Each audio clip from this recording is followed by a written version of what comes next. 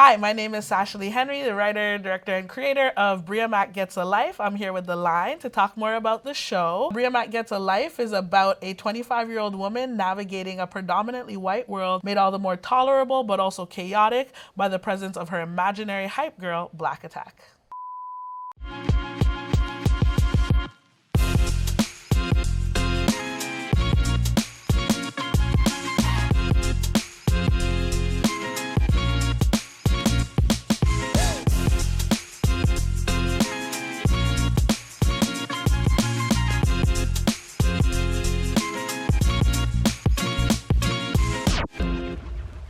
The idea for Bria Mack Gets a Life came to me, it was really inspired a lot by my own life. When I had graduated, I knew I wanted to work in film and TV, but didn't quite know how to enter the industry yet. So I ended up working a lot of temp jobs because I come from a Jamaican household and you really can't just like sit down all day and not do anything. So I would work a lot of temp jobs and I just found myself having interesting or like awkward encounters with people that work there and not really sure how to navigate it because I was only working the job for like 2 weeks or something like that. And, you know, we didn't have the vocabulary that we do now to talk about certain microaggressions or things that we'd experienced back then. And so, yeah, I was inspired by interactions that I had at these different temp jobs and like doing data entry or working in warehouses, honestly. Sorry, I didn't. Oh. Who is this ray of island sunshine? Cheryl, let me introduce you to one of our data entry candidates, Bria. Oh, that's wonderful. Funny enough, it wasn't as challenging as I would have thought to pitch the show. I made a short film called Bitches Love Brunch, and that did the festival circuit. And once I finally released it online after it finished, after about a year of shooting it, Mark Montefiore, who was in a program with my EP, Tanya Thompson, saw the short film and reached out to her and asked if we were going to do anything else with it. And we knew we weren't at that time, but I had this idea, one scene in my head that actually is in episode 2. And I was like, you know what, let's take this call. I have an idea and I'm going to pitch this scene and we're going to see what happens. And I pitched this scene and they were laughing out loud on the phone, which the guy I was seeing at the time was like, if they actually laughed and didn't just say that's funny, that means it did well. And he was right about that and not anything else. And they really liked it and were into it and then asked if we had anything else. And I remember just being like, yeah. But, it was like a week before Christmas. And so I decided, I was like, yeah, but it's a week before Christmas. Why don't we just get you something at the top of the year? And they were like, yeah, that's great. And I then proceeded to spend the rest of the Christmas break creating said documents that I did not have to share with them at the top of the year. And so, yeah, it wasn't as challenging as I thought. It happened quite seamlessly. I think Mark and New Metric really were an audience for the show. And so once I pitched it, I think they got it. The biggest challenge that I think we all forecasted was just the departures and, the fantasy elements or, breaks from reality that you see throughout the show, and just exactly how we'd go about actually executing those. When it comes to anything that requires special effects, VFX, anything like that, there's a real scale of things, right? Like, there's Mad Max Fury Road type of VFX and that kind of stuff. And then there's, I don't know what's not Mad Max Fury Road, but more grounded approaches or more kitschy approaches. And so, the number one thing that I really didn't want the show to look cheap or for it to look amateur. I think that's something that oftentimes with a lot of BIPOC storytelling or stories coming from Black creators, you can often see on the screen that it didn't get enough funding in certain ways for certain elements of it.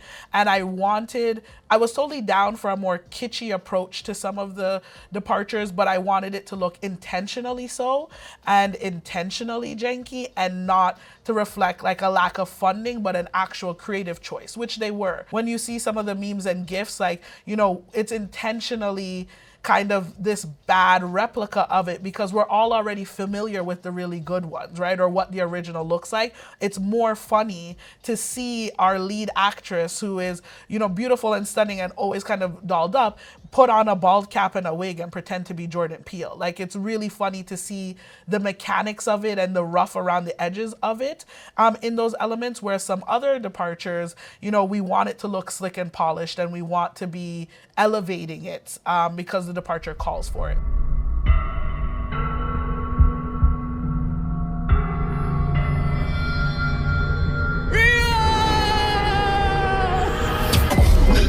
Have you seen my shirt? What in the Jordan Peele?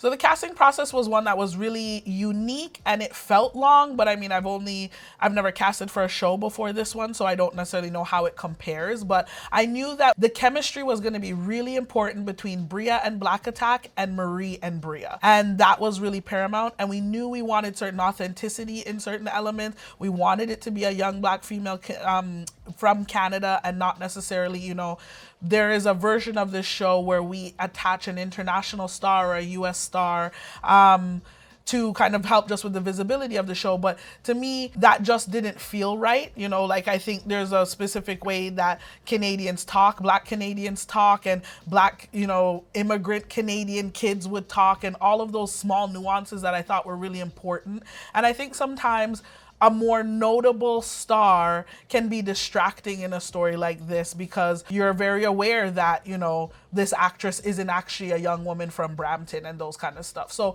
we knew early on we were going to be committing to breaking a star because of our star system here in Canada. A lot of the talent that's at the age that we were looking for in our lead often go to the US. And so we were looking at a pool of people that might not have had that big break yet or might not have big credits, but we knew that that would be worth it for the authenticity that would come across in the show. And then we had, and then it was the chemistry. And so for Bria and Black Attack, you know, we saw a lot of people, and we kind of ran what I call like an audition gauntlet, which sounds very severe, but it was really just like, once we narrowed it down to our top 5 Brias and Black Attacks, we had every Bria read with every Black Attack and vice versa, because chemistry was just going to be paramount. We knew we were going to have a limited number of production days and not much wiggle room, and so these guys really needed to have that Abby and Ilana spark of chemistry between them, and we wanted to be able to see and feel that from the audition. And I mean, I know Malika, who plays Bria, and Hanan, who plays Black Attack, are so the right people for the role, because I had other number ones in mind that I thought could be fit for these roles. And after seeing auditions, the chemistry between them was just so spot on that it was really hard to deny that they were the right pairing. And then when it came to Marie and Rodrigo, you know, I myself was even very skeptical we would be able to find. I initially wrote the character of Marie. She was of Jamaican heritage, but had like a North American accent, because I didn't feel confident that we'd be able to find an actress who could adequately do, you know, the very familiar code switch. And like, you know, by hell or high water, I was not approving any Bayesian or Trinidadian or Grenadian accent to cosplay as a Jamaican accent. So for me, it was either, you know, we don't have it at all, or we have the authentic thing. And, you know, Crave and the New Metric team were really keen on trying to find someone that could deliver that. And, you know, shout out to Jonathan, RDC Casting, found us the great Leslie Adlam, who, you know, from her very first audition, I think I put in one patois word in the sides. And when she auditioned and she pronounced the word perfectly and in the right tone, and we called her back, and then the entire audition sides were in patois. And she could just like turn it on a dime. And like, there's so many times even when we were filming that people would be like, I'm triggered because she sounds like my mom. I need to step away because this sounds a little too close to home. When me did there with your father, you know, nothing exciting happened to me, Veggie, except giving birth to you. And although me love you like cooked food, and me love you like stew peas, your head did big, and it felt like me a shoot out one cannon. And then even Manuel, you know, I wanted an Afro-Cuban. I like reflecting in like the mosaic of cultures that is in Canada. And it was a tall order to try and find a Afro-Cuban, you know, character that had the kind of like physical comedic timing that Manuel does, and the two of them just hit it off. They were much easier to find than I would have thought for Marie and Rodrigo, whereas Bria and Black Attack took a bit more time. In the writer's room for Bria, we were really starting to convene and bring in additional writers once the show got greenlit. For a lot of the development, it was myself and EP and also writer Tanya Thompson, kind of like, she helped guiding me overall story-wise or bounce ideas off of, but a lot of it was kind of from my brain. And then when we brought on the additional writers, it was really exciting because yes, we were developing story and seeing what didn't make sense anymore, but it was also just like, how much funnier can we make these things? Like, how can we up the ante? This is what we want this departure to feel like. This is what this is responding to. Is that still feeling this way, or is there a better way for us to get there? And so one of those, so like the memes and stuff were always in it, but one of the things that we had to talk about is a room, and I don't know if my room is, let's say, big or small. I think in total maybe 6 or 7 of us at any given time. And one of the things was just like, what is a meme that is qualified to be in the show, right? Some memes, truthfully, are very trendy. You had to have watched the Grammys to know why Offset wants to beat up Joe Budden or whatever it is, right? Whereas some are like, we ended up coming up with the term kind of classic or OG gifts, right? Where like the blinking man. We're all familiar with the kind of gifts where I could send it to my niece or to my grandma, and she would have seen it somewhere before and know what it's communicating. And so that was interesting in terms of like, there's some memes that feature people that by the time we came to shoot, like that person was canceled 2-3 times over. So we couldn't necessarily like use that one. And so that was interesting. And then when it came to the departures, again, it was just like, how can the quickest way for us to get in and get to the funny and get out and really have fun in these worlds. Essentially, in the real world, Bria only feels so comfortable to say certain things or what have you. She censors herself to whatever degree in the way that we all do, but especially her as a young Black woman. And so when Black Attack, as the key to this other world where anything can happen, right, we really wanted to feel the full breadth of that. And so, an interesting one is, for example, the sketch that we call Pitchy Dick. So basically it's, with Pitchy Dick, it first started off, I think the original title was Wild Wild West, the search for a feminist fuck buddy. And the idea was that Bria and Black Attack would be on horses going through the Wild West and come across an old time saloon and are trying to find some decent dick she can hook up with. And in a lot of ways, for a lot of reasons, there's just something that we were working too hard to get to the point in that setup. And so we were just like throwing things at the wall. And I honestly can't remember who exactly. I know Jonas, Charlie, and Jackie, we were all in the room, and someone pitched out, what if it was like The Voice or like Shark Tank? And then someone said like, but medieval. And the really thing is like, we love this idea of a chastity belt, but like, where does a chastity belt come in something like The Voice or Shark Tank? And so we keep splitting, and then someone just goes, it's like medieval. It's like a medieval dating game. And from that, then we all kind of like just jumped on it. And then Pitchy Dick was born, a, medieval / Renaissance times, match game type of dating game that helped Bria find a feminist fuck buddy. So, yeah. I'm thy host, Black Attack, and this is Pitchy Dick! We're looking for a knight with the right key to unlock that belt. Yes. Thou must be well-groomed, respectable, and a feminist. Yes. Shall we? Awkwardly, you awkwardly cast for it is what you do. Initially, we weren't gonna see the dicks, and then our EP, it was in a production meeting, and I think he said like, what if they were dicks, like dressed in dick costumes? And I heard like, what if we show the dicks? And then it was a real who's on first thing, and suddenly we're in a meeting with ACTRA about intimacy. And to be clear, I'm part of the press campaign for the show is to make it absolutely clear, as I promised Femi Lawson, who plays Omar, that is not his penis. We did invite him to select which penis would be his penis. However, he chose to decline. Understandably so, but yeah, we had ACTRA involved, of course. We had to we got sent a private encoded link with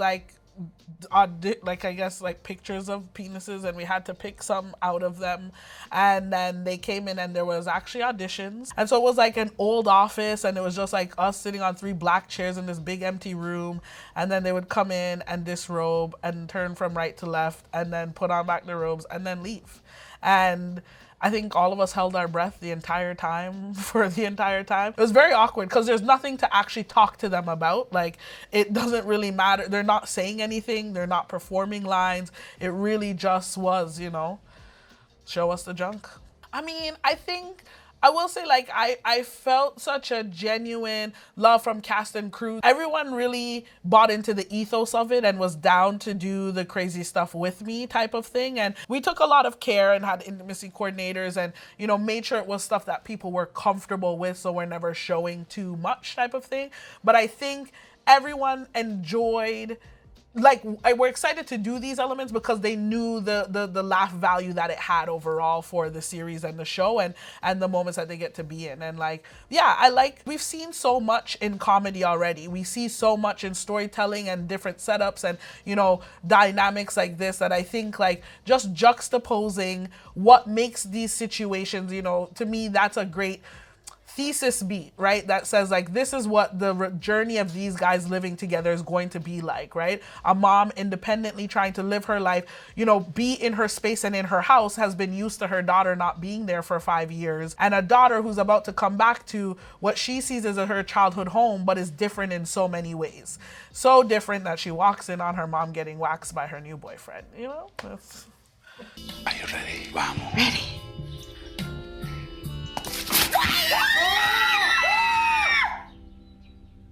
Welcome home! Welcome home! That did hot, honey. Welcome home. Yeah, I would say Black Attack is a mashup of, I was a big fan of the show Big Mouth when it came out, and particularly Hormone Monstrous. If you mix Hormone Monster and Luther, Obama's angry translator, and put them into one person.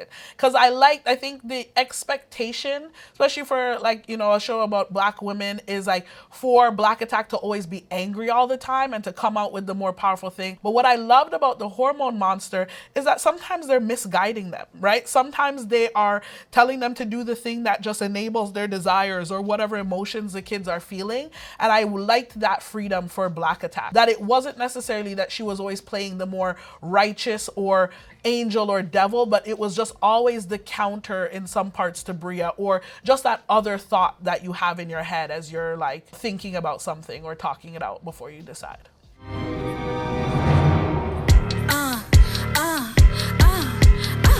Get your fucking asses up against the wall now! Go! Cupcake, really?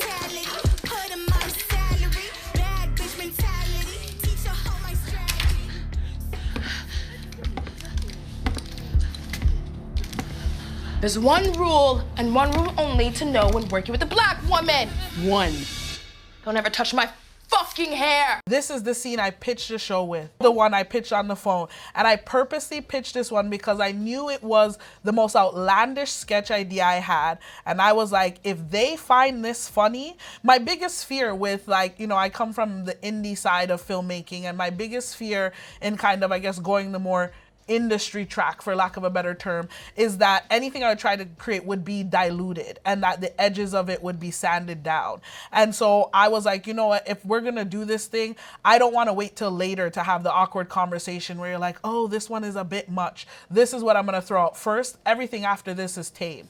And so once I pitched this and they actually laughed at it, it gave me, I felt more comfortable about the partners I was gonna get into production with and try to make the show with. And also when Black Attack says, they're lucky we want just want equality and not revenge, right? That's another line that's reminding people, right now this just seems like a scene where she's holding up an office full of people and might them, but this scene is playing in response to a larger context of how Black women and Black people are perceived on screen, and that makes it ultra important that we allow this scene in particular to play out to the heights of its danger and as far as we can push it. And they're in the party hats, and it's just so funny to watch them react. It kills me every time. One of the things that stood out to me when I first met Ben, who was our production designer, was that Ben is from the UK, and I am a fan of comedy all around, but the UK comedy really, really has a special touch to it. And we liked, the lo-fi approach that some of a few shows had. For production, the production days and budget, we had to lean into this, but I think it did reflect the spirit spirit of the show, this kind of high-low type of effect where you really didn't know where we were going to go or how we were going to present it. And so we kind of divided, you know, certain sketches that we thought were like in situ, like ones that would happen on location, and then some that would happen at this, like, I think the studio, forgive me, is called, it's 2D House. I might be misremembering, 2D House, where they had a virtual wall that we could use to elevate some of the other sketches. And so once we decided that for the departures, a lot of focus went into production designing those. And then